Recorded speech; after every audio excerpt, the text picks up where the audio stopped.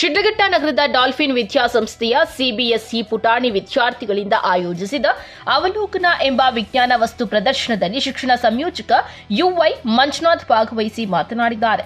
ವಿಜ್ಞಾನದ ವಿಭಾಗದಲ್ಲಿ ಹೊಸ ಆವಿಷ್ಕಾರಗಳು ಆಗಬೇಕು, ಅದರ ಮೂಲಕ ಸಮಾಜದ ಅಭಿವೃದ್ಧಿ ಕಾಣಲು ಸಾಧ್ಯ. ಈ ನಿಟ್ಟಿನಲ್ಲಿ ಡಾಲ್ಫಿನ್ ವಿದ್ಯಾಸಂಸ್ಥೆಯ ಆಡಳಿತ ಮಂಡಳಿಯ ನಿರ್ದೇಶಕರು ವಿದ್ಯಾರ್ಥಿಗಳಲ್ಲಿ ಬಾಲ್ಯದಿಂದಲೇ ವಿಜ್ಞಾನ ಮನೋಭಾವ ಬೆಳೆಸುವ ನಿಟ್ಟಿನಲ್ಲಿ ಇವತ್ತು ಆಯೋಜಿಸಿರುವ ಅವಲೋಕನ ಎಂಬ ವಿಜ್ಞಾನ ವಸ್ತು ಪ್ರದರ್ಶನ ಮಾದರಿಯಾಗಿದೆ ಎಂದರು.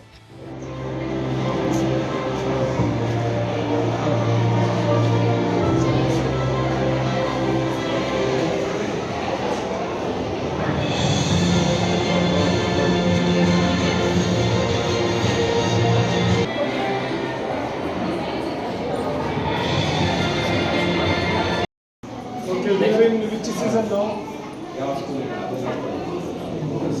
Here the summer, okay?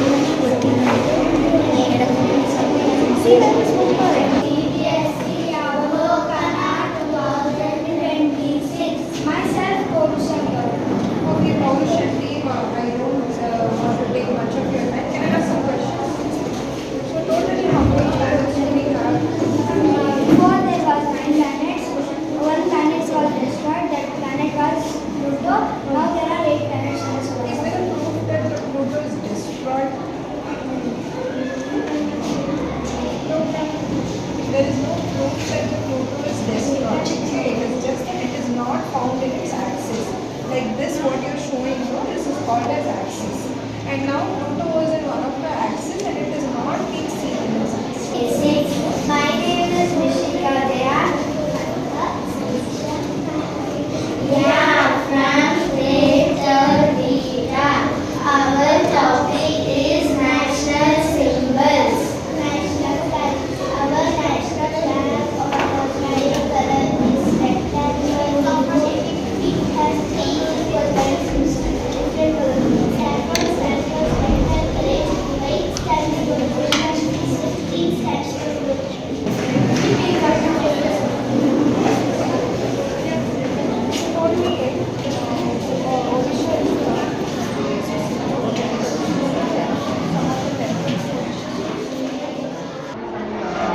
ಈ ದಿನ ಡಾಲ್ಫಿನ್ ಪಬ್ಲಿಕ್ ಸ್ಕೂಲು ಸಿಬಿಎಸ್ಇ ವಿಭಾಗದಲ್ಲಿ 1 to 4th ವಿಭಾಗದ ಮಕ್ಕಳಿಗೆ ವಸ್ತು ಪ್ರದರ್ಶನವನ್ನು ಆಯೋಜನೆ ಮಾಡಿದರು.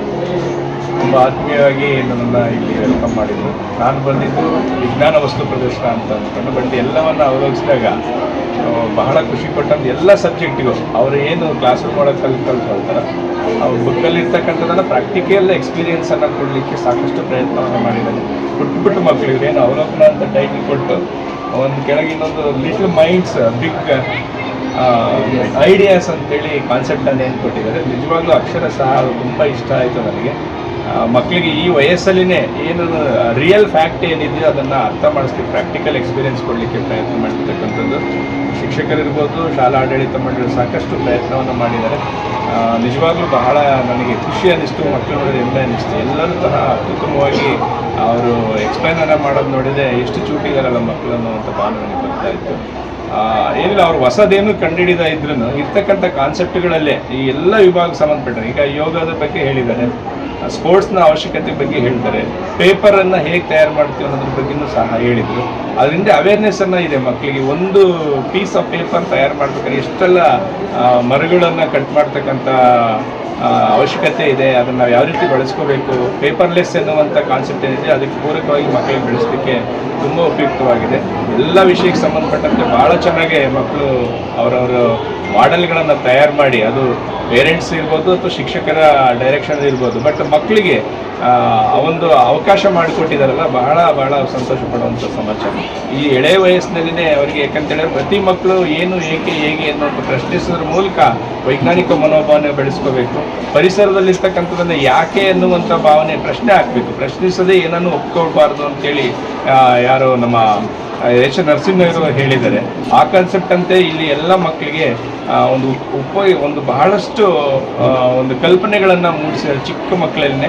ಅದು ಭಾಳ ಸಂತೋಷ ಆಯಿತು. ಈ ವಯಸ್ಸಲ್ಲೇ ಅವರಿಗೆ ಒಂದು ವೈಜ್ಞಾನಿಕ ಮನೋಭಾವನೆಯನ್ನು ಬೆಳೆಸೋದ್ರ ಮೂಲಕ ಉತ್ತಮವಾಗಿರ್ತಕ್ಕಂಥ ವಿದ್ಯಾವಂತರನ್ನ ಮಾಡಲಿಕ್ಕೆ ಅಥವಾ ವಿಜ್ಞಾನವನ್ನು ಅಧ್ಯಯನ ಮಾಡಲಿಕ್ಕೆ ಪೂರಕವಾಗಿರ್ತಕ್ಕಂಥ ವಾತಾವರಣವನ್ನು ನಿರ್ಮಿಸಿಕೊಟ್ಟಿದ್ದಾರೆ.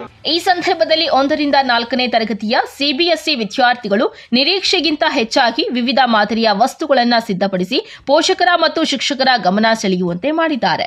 ಇದೇ ವೇಳೆ ಡಾಲ್ಫಿನ್ ವಿದ್ಯಾಸಂಸ್ಥೆಯ ಅಧ್ಯಕ್ಷ ಎ ನಾಗರಾಜ್, ವ್ಯವಸ್ಥಾಪಕ ನಿರ್ದೇಶಕ ಎನ್ ಅಶೋಕ್, ಆಡಳಿತ ಅಧಿಕಾರಿ ಚಂದನ ಅಶೋಕ್, ಡಾಲ್ಫಿನ್ ಸಿಬಿಎಸ್ಇ ವಿಭಾಗದ ಪ್ರಾಂಶುಪಾಲ ಮುನಿಕೃಷ್ಣಪ್ಪ, ಡಾಲ್ಫಿನ್ ಪಿಯು ಕಾಲೇಜಿನ ಪ್ರಾಂಶುಪಾಲ ಡಾಕ್ಟರ್ ಶ್ರೀನಿವಾಸ್ ಮೂರ್ತಿ ಮತ್ತಿತರರು ಇದ್ದರು. ತಮೀಂ ಪಾಷಾ, ಎಂಎಂಟಿವಿ ನ್ಯೂಸ್, ಶಿಡ್ಲಘಟ್ಟ.